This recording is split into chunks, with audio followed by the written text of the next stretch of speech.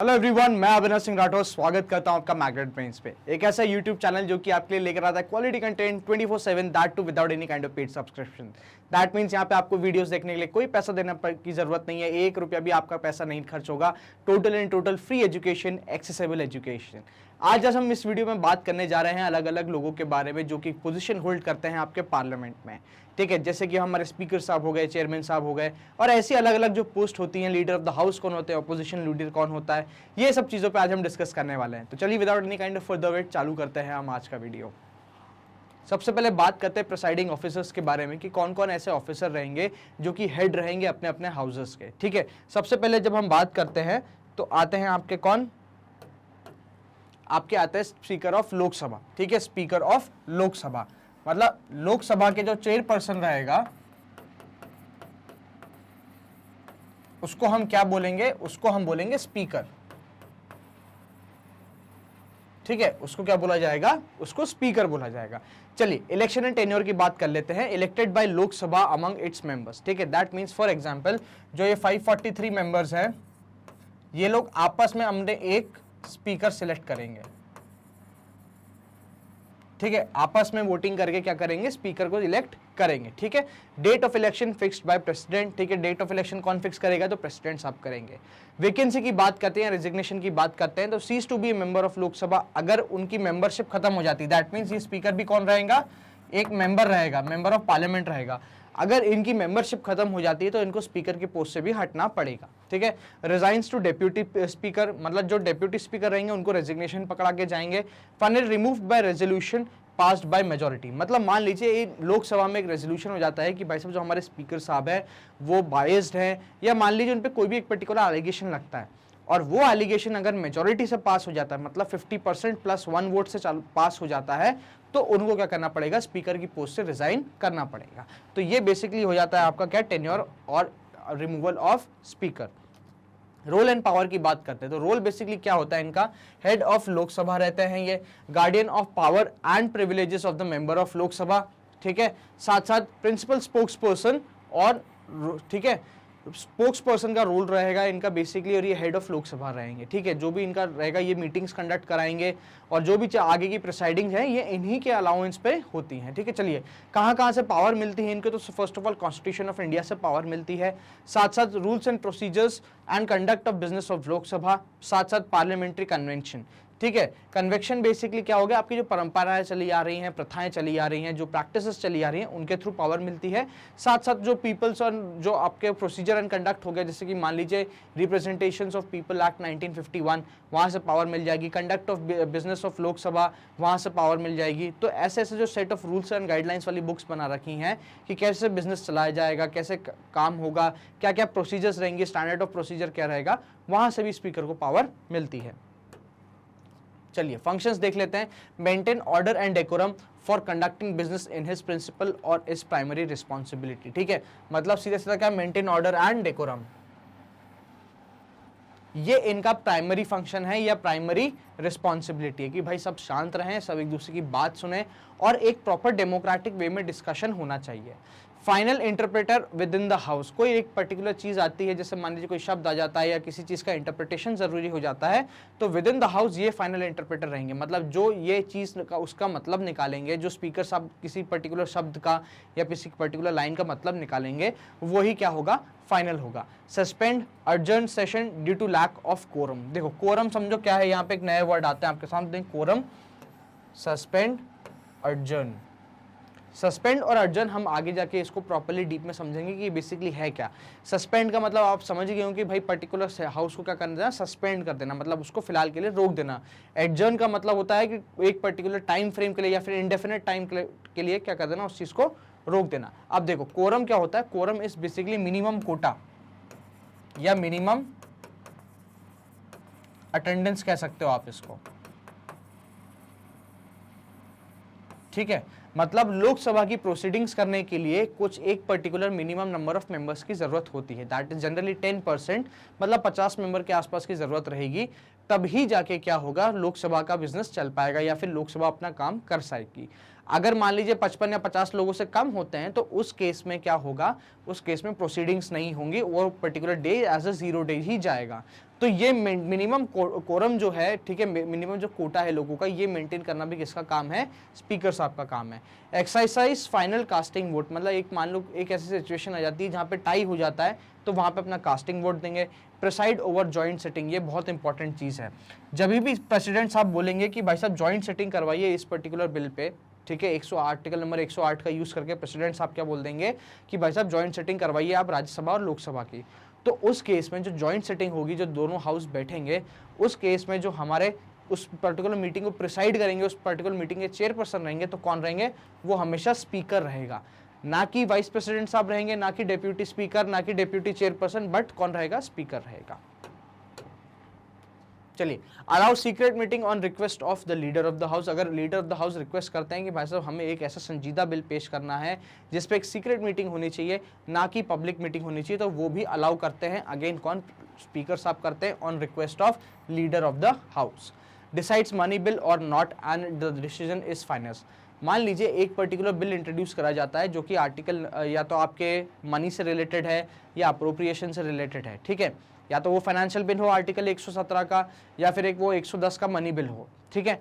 ये डिसाइड कौन करेगा कि वो मनी बिल है? तो वो स्पीकर करेगा, ठीक है। कौन करेगा? स्पीकर करेगा। स्पीकर के पास ड्राफ्ट आता है और फिर वो डिसाइड करता है कि हाँ ये मनी बिल है कि नहीं है। अगर वो ये बोल देता है कि ये मनी बिल है, तो उनको क्या प्रायर कंसेंट लगेगा? किसका? प्रेसिडेंट साहब का। और अगर वो बोलते हैं कि ये मनी बिल नहीं है, तो प्रेसिडेंट साहब का प्रायर कंसेंट नहीं लगेगा। बट डिसाइड कौन करेगा कि ये पर्टिकुलर बिल मनी बिल है कि नहीं है? तो वो स्पीकर करेंगे, ठीक है। चलिए, decides disqualification on the grounds of 10th schedule that is your anti defection law. अगर मान लीजिए दल बदल कानून के तहत कोई एक पर्टिकुलर मेंबर ऑफ पार्लियामेंट एक पार्टी छोड़ के दूसरी पार्टी में आता है, तो उसका डिसीजन भी, उसकी मेंबरशिप रद्द करने का डिसीजन भी कौन लेंगे? हमारे स्पीकर साहब लेंगे। Act as ex officio chairman of Indian parliamentary group, जो इंडियन पार्लियामेंट्री ग्रुप है उसके एक एक्स ऑफिशियो चेयरपर्सन, मतलब ऑटोमेटिक चेयरपर्सन यही बन जाएंगे, ठीक है। क्या बनेंगे? चेयरमैन यही बन जाएंगे पार्लियामेंट्री ग्रुप के। साथ साथ appoints chairman of parliamentary committees, जो भी मान लीजिए एडहॉक कमेटी बन रही है या आप मान लीजिए परमानेंट कमेटी बन रही है पार्लियामेंट में, उसका चेयरपर्सन कौन डिसाइड करेगा? तो हमारे स्पीकर साहब करेंगे।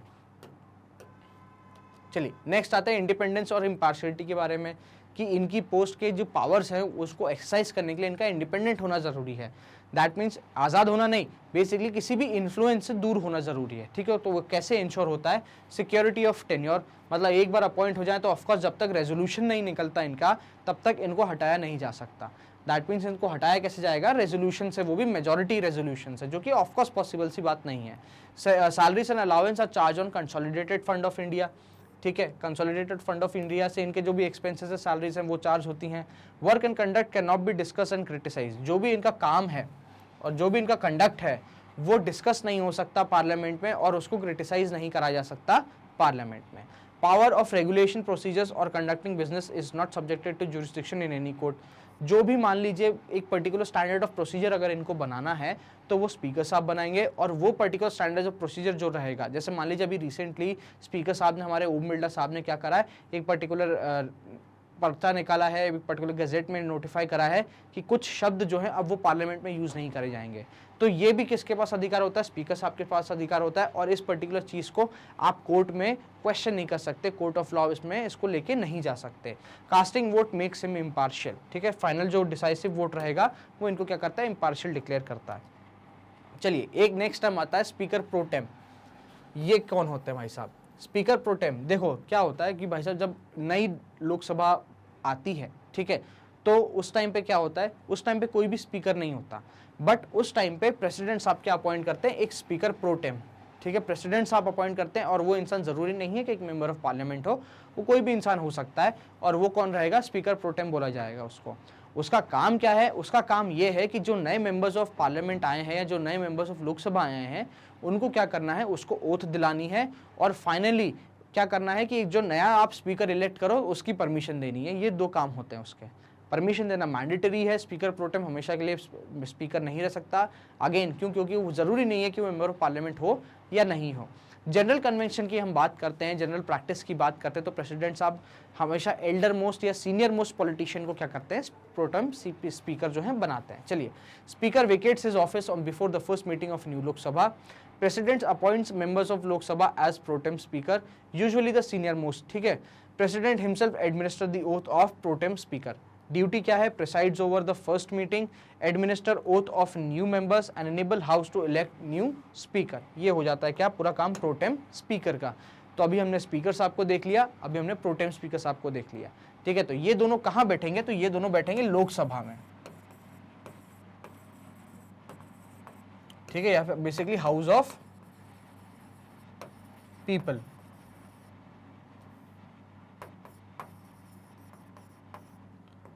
ठीक है, हाउस ऑफ पीपल में बैठेंगे,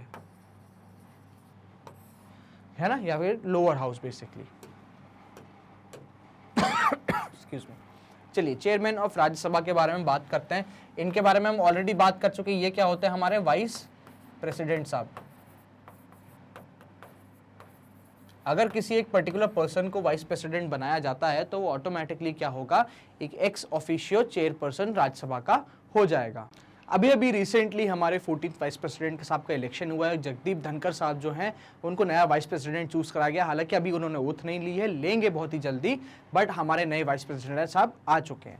और यही वाइस प्रेसिडेंट क्या रहते हैं? चेयरमैन ऑफ राज्यसभा रहते हैं। मतलब हम बेसिकली स्पीकर की बात करते हैं तो हम लोकसभा की बात करते हैं, जो कि head of the particular house रहते हैं। यहाँ पे उसको हम चेयरमैन बोलते हैं। क्या बोलते हैं? चेयरमैन बोलते हैं, ठीक है। तो चेयरमैन जो रहेंगे बेसिकली किसके हेड रहेंगे? राज्यसभा के रहेंगे, और साथ साथ वो वाइस प्रेसिडेंट भी रहते हैं। तो बेसिकली हम लोग इलेक्शन किसका करते हैं? तो हम लोग इलेक्शन करते हैं वाइस प्रेसिडेंट का, और vice president he x officio chairperson of Rajya Sabha हो जाता है। मतलब ऑटोमेटिकली वो राज्यसभा के क्या हो जाएंगे? हेड हो जाएंगे, ठीक है। चले, vice president is the ex officio chairperson chairman of Rajya Sabha when acting as president does not perform the duty of chairman of Rajya Sabha, ठीक है। मतलब जब वो क्या करेंगे? एक्टिंग प्रेसिडेंट का काम करते हैं तब वो चेयरमैन नहीं रहते, ठीक है। जब वो एक्टिंग प्रेसिडेंट का काम करते हैं तब उस पर्टिकुलर टाइम पे वो चेयरमैन नहीं रहते, वो डेप्यूटी चेयरमैन फिर क्या होता है? राज्यसभा का हेड होता है, ठीक है। चलिए, removed only when vice president vacates the seat, ठीक है। क्या होगा? Removed only when vice president vacates the seat, या फिर वाइस एक्सक्यूज मी, या फिर वाइस प्रेसिडेंट साहब के लिए क्या आ जाता है? एक रिमूवल प्रोसीजर का चालू हो जाता है। तो उस पर्टिकुलर टाइम में अगर वाइस प्रेसिडेंट साहब को रिमूव कर दिया जाता है तो उस केस में वो चेयरपर्सन नहीं रह सकते। चलिए, powers and functions are similar to that of the speaker of Lok Sabha, but दो डिफरेंस यहाँ पे आ जाते हैं। दो चीजें जो है हमारे चेयरमैन साहब नहीं कर सकते बट स्पीकर साहब कर सकते हैं। जैसे कि decide money bill, speaker will decide money bill, chairman sir will not decide money bill. Money bill की एक और खास बात है कि मनी बिल हमेशा कहाँ इंट्रोड्यूस होता है? तो सबसे पहले लोकसभा में इंट्रोड्यूस होता है, फिर वो पास होता है कहाँ पे? आपके राज्यसभा में।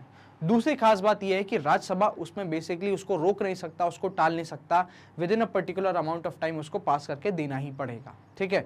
चलिए, speaker presides over joint sitting, ठीक है। जब जॉइंट सिटिंग होती है तो उसमें भी मीटिंग को कौन प्रिसाइड करेगा? स्पीकर करेगा, ना कि चेयरपर्सन करेंगे या चेयरमैन ऑफ राज्यसभा करेंगे। चलिए, chairman not a member of house. सबसे इंपॉर्टेंट बात होती है कि जो चेयरमैन रहेगा वो मेंबर ऑफ पार्लियामेंट नहीं रहेगा, ठीक है। वो मेंबर ऑफ पार्लियामेंट नहीं रहेगा, इसलिए क्या होता है?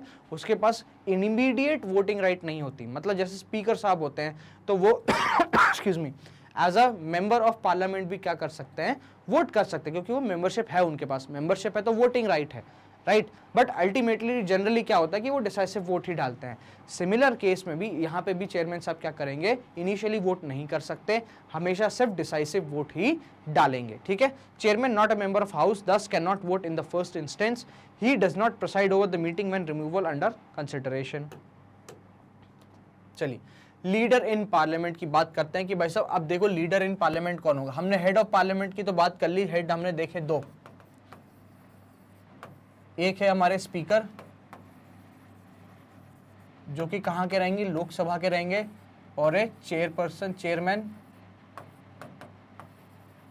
ठीक है, कहां के रहेंगे? राज्यसभा के रहेंगे, ठीक है। ये हमारे वाइस प्रेसिडेंट साहब होते हैं और उन स्पीकर साहब को तो प्रॉपर्ली मेंबर्स में से इलेक्ट करा जाता है। चलिए, लीडर ऑफ द हाउस, सबसे पहले बात करते हैं लीडर ऑफ द हाउस के बारे में, ठीक है। कोई एक पर्टिकुलर हाउस है, उसका लीडर बेसिकली होगा कौन?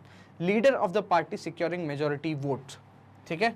Leader of the party securing majority will be the leader, ठीक है। सही सी कहानी है भाई साहब। अगर मान लीजिए फॉर एग्जाम्पल ए, बी, सी और डी, ये चार पॉलिटिकल पार्टी आपके सामने आती है, जिसमें से ए ने क्या करा है? मेजोरिटी सिक्योर करी है। तो ए के पॉलिटिकल मेंबर्स क्या करेंगे? आपस में डिस्कस करेंगे और बोलेंगे कि भाई हमारा लीडर कौन है? हमारा लीडर एक्स है। अब ये एक्स हमारी इतनी जान खा जाता है कि भाई साहब मैच के साथ साथ तो पॉलिटी में भी आ जाता है। दूसरी चीज, जीवन तो इस एक्स ने तो भ्रष्ट कर ही रखा है। खैर कोई बात नहीं, अभी फिर से देख लो। तो ये क्या पार्टी ने, एक ए पार्टी ने क्या बोला, हमारा लीडर कौन रहेगा, एक्स रहेगा, तो ये एक्स क्या हो जाएगा, लीडर ऑफ द हाउस हो जाएगा। क्या हो जाएगा, leader of the house. Prime minister और मिनिस्टर फ्रॉम बोथ हाउस, या तो ये प्राइम मिनिस्टर होगा या ये मिनिस्टर हो सकता है। If PM of leader of Lok Sabha, अगर प्राइम मिनिस्टर कहाँ है, PM of leader of Lok Sabha है, तो राज्यसभा में लीडर कौन होगा, कोई एक पर्टिकुलर मिनिस्टर होगा जिसको प्राइम मिनिस्टर साहब ही अपॉइंट करेंगे। अगर प्राइम मिनिस्टर साहब कहाँ के होते हैं, राज्यसभा से होते हैं, तो वो लोकसभा में एक पर्टिकुलर पर्सन को क्या करेंगे, leader of the house appoint करेंगे। ये हो जाता है, ठीक है। चलिए, minister nominates by PM to be leader of course. चलिए, लीडर इन ऑपोजिशन, या इसको हम बोलते हैं opposition leader.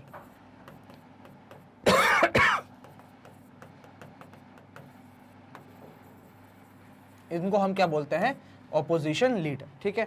Leader of the largest opposition party having not less than 1/10 of the total strength, ठीक है। चलो वापस देखो, ए बी सी और डी, ठीक है। इसके पास क्या थी, गवर्नमेंट थी, इसका लीडर कौन था, एक्स था, ठीक है। मान लो बी सी डी ने साथ में गठबंधन बना लिया, फिर भी चलो ठीक है, ये मेजोरिटी नहीं तोड़ पा रहे, बट मान लो गठबंधन बना ली कि यार हम सब क्या करेंगे, ऑपोजिशन में बैठेंगे, तो ये क्या हो गई, ऑपोजिशन,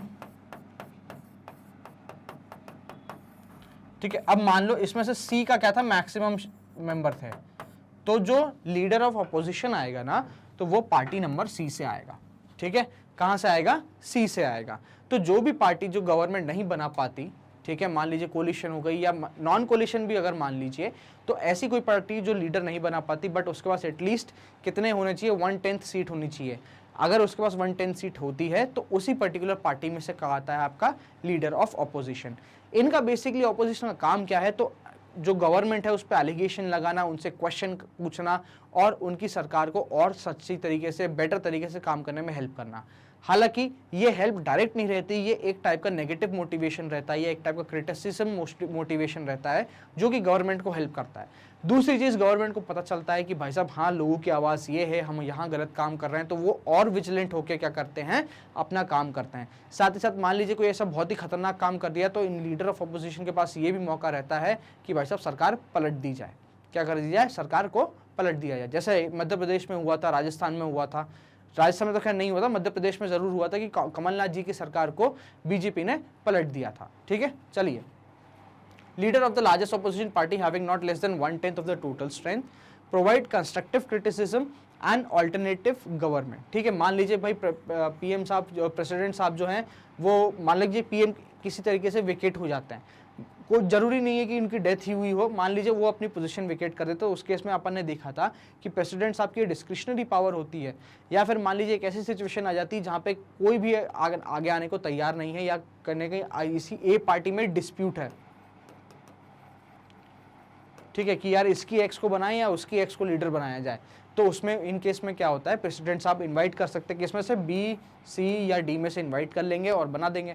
तो ये क्या हो रहा है, ऑपोजिशन एक ऑल्टरनेटिव गवर्नमेंट का ऑप्शन प्रोवाइड करे हुए है, ठीक है, कि भाई वो नहीं तो हम सही, ठीक है। चलो, British political system opposition create shadow cabinet, जब हमने काउंसिल ऑफ मिनिस्टर पढ़ा था तो हमने ये शैडो कैबिनेट भी वर्ड अच्छे से पढ़ लिया था। इंडिया में यूज नहीं होता, ये ब्रिटिश पॉलिटिकल सिस्टम का क्या है, बहुत अच्छा कैरेक्टरिस्टिक है। चलिए, विप की बात करते हैं कि विप कौन होता है, ठीक है। सबसे पहले तो ये पर्टिकुलर कोई कॉन्स्टिट्यूशन में मेंशन नहीं है, ये बेसिकली कन्वेंशन है, ये बेसिकली क्या है, प्रैक्टिस है, ठीक है। तो it's a convention of parliamentary form of government. Whip क्या करता है, हर एक पार्टी का एक पर्टिकुलर विप होगा, ठीक है। क्या होगा, हर एक पार्टी का एक पर्टिकुलर विप होगा। तो every party have their own whip appointed by the party, ना कि पीएम करेंगे ना मिनिस्टर करेंगे, जो पार्टी हेड होगा वो बेसिकली करेगा, ठीक है। फंक्शन क्या क्या होता है, securing attendance of party members, ठीक है। मान लीजिए कोई बहुत इंपॉर्टेंट चीज़ पे वोटिंग होनी है, तो सब पार्टी मेंबर प्रेजेंट होने चाहिए, तो वो ये इंश्योर करेगा। दूसरी का सिक्योरिंग देयर सपोर्ट, कोई पार्टी मेंबर भाई दल बदल नहीं चलना चाहिए, वो सिक्योर करेगा। साथ साथ regular and monitor their behaviour, कोई एक पर्टिकुलर मेंबर अगर मान लीजिए बहुत ही उटपटांग सी बातें कर रहा है, बहुत ही खतरनाक से बयान दे रहा है, बहुत कंट्रोवर्शियल हो रहा है, तो उसको भी कंट्रोल करना किसका काम है, इसी विप का काम है। तो ये बेसिकली क्या थे, आपके कुछ ऐसे पर्टिकुलर लोग थे जो कि क्या होते हैं, अपने पार्लियामेंट में एक पर्टिकुलर सेक्शन या एक पर्टिकुलर स्टैंस जो है कि अपना ऑफिस होल्ड करके रखते हैं। अब मान लीजिए for example if you want to see this video again, तो कुछ नहीं करना है, यूट्यूब पे जाने की ज़रूरत नहीं है, बहुत ईजी फंडा बता रहा हूँ। हम लोग की नई वेबसाइट आई है magnetbrains.com, साथ ही साथ हम लोगों ने अपना ऐप भी लॉन्च करा है, तो on Google Play Store, so please go download and do check it out. छोटा सा सेशन है, छोटी सी बात करूंगा about how this site is going to work. सीधा डालना है ब्राउजर पर magnetbrains.com, ठीक है। क्या डालना है? magnetbrains.com, और जैसे एंटर दबाओगे आपके सामने ये साइट खुल जाएगी। यहाँ पे आपको जितना कंटेंट है सब चीज़ मिलेगी कैटेगरी वाइज प्रॉपर तरीके से सेग्रीगेटेड, ठीक है। छोटा थोड़ा सा स्क्रॉल डाउन कर लोगे, देखो यहाँ पे पूरी लिस्ट दी हुई है एक्सक्यूज मी, यहाँ पे पूरी लिस्ट दी हुई है। CBSE कोर्स हो गया, यूपी बोर्ड हो गया, बिहार बोर्ड हो गया, IIT हो गया, नीट हो गया, UPSC, CUT, ओलंपियाड, सब चीज़ मिलेगी, A to Z मिलेगा। अब आपको यही वीडियो अगर दोबारा देखना है या मेरे वीडियो दोबारा देखने, तो मैं कहाँ मिलूंगा? ओलंपियाड सेक्शन में मिलूंगा। ओलंपियाड सेक्शन पे जैसे आप क्लिक करोगे तो ध्यान देना बेटा, यहाँ पे ना क्लास सही से चूज़ करना, क्लास बहुत ज़रूरी है, अच्छे से चूज़ करना। तो क्लास 9th के ओलंपियाड सेक्शन में मिलूंगा। तो जैसे आप क्लास 9 के टैब पे क्लिक करोगे, आपके जितने टीचर्स हैं जो कि आपको ओलंपियाड के वेरियस सब्जेक्ट्स पढ़ा रहे हैं, सब वॉच नाउ का बटन लेके आपके सामने प्रकट हो जाएंगे। कुछ नहीं करना, सीधा वॉच नाउ पे क्लिक करना है। जैसे क्लिक करोगे एक नया पेज खुलेगा जो कि थोड़ा ऐसा देखिएगा। ध्यान से देखो, यहीं पे पूरी की पूरी क्या दी हुई है? लिस्ट दी हुई है। पूरे वीडियोस जो हैं उस पर्टिकुलर सेक्शन के, उस पर्टिकुलर टॉपिक के, वो सब यहीं मिल जाएंगे। प्लस पे क्लिक करोगे, एक और छोटा सा ड्रॉप डाउन खुलेगा जिसमें आपको वीडियो की डिटेल मिलेगी, जाकि कितने मिनट का, साथ साथ वॉच नाउ का बटन मिल जाएगा। जैसे ही वॉच नाउ पे क्लिक करोगे इस पर्टिकुलर वीडियो के, तो यूट्यूब प्लेयर वहीं खुल जाएगा। दैट मीन्स आपको कोई यूट्यूब लिंक नहीं दी जाएगी कॉपी पेस्ट के लिए, आपको यूट्यूब पे डायरेक्ट नहीं करा जाएगा, सीधा सीधा YouTube player with same functionality आपके सामने वहीं खुल जाएगा। तो ये हमारी छोटी सी पहल थी आपके एजुकेशन को और एक्सेसिबल बनाने के लिए। आई होप आपने इस वीडियो को लाइक तो कर ही दिया होगा। If you have any doubts please उसको कमेंट्स में बताइए ताकि मैं उसको सॉल्व कर सकूं। साथ साथ इस वीडियो को खूब सारा शेयर करिए, हमारे चैनल को सब्सक्राइब करिए, and thank you so much for watching this video.